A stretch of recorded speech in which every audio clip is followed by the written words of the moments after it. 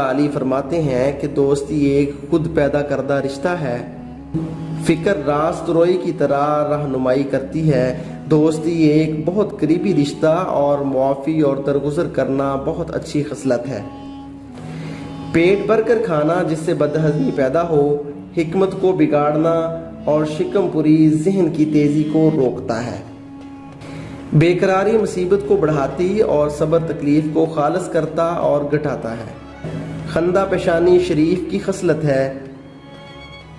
عقل تمام خوابوں کا سرچشمہ ہے اور جہالت تمام برائیوں کی کان ہے۔ سیر شکم ہونا پرہیزگاری کو بگاڑتا اور حرص سب سے پہلا لالچ ہے۔ تنہائی عابدین کے لیے آرام کا موجب، زاہد مخلصین کی خصلت ہے۔ شوق الہی کمال یقین والوں کی صفت ہے۔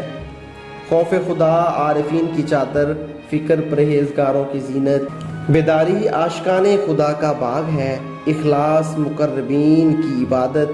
خدا ترسی مومنوں کا لباس، رونا خدا سے ڈرنے والوں کی خصلت اور ذکر عاشقوں کی لذت ہے۔ خواہش پرستی عقلوں کی آفت اور خود بینی سخت غلطی ہے۔ عقل تجربوں کی محافظ اور دوست نہایت نزدیکی رشتہ دار ہے۔ آدمی اپنے راز کو خود اچھا محفوظ رکھ سکتا ہے۔ حریص ایسی چیزوں کی تکلیف اٹھاتا رہتا ہے جو اسے ضرور اور نقصان دینے والی ہیں۔ عقل مند آدمی اپنے آپ کو پست کرتا تو اسے بلندی حاصل ہوتی ہے، اور نادان اپنے آپ کو بڑھاتا تو اسے ذلت پہنچتی ہے۔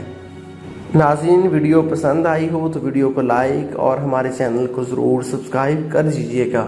اللہ نگہبان۔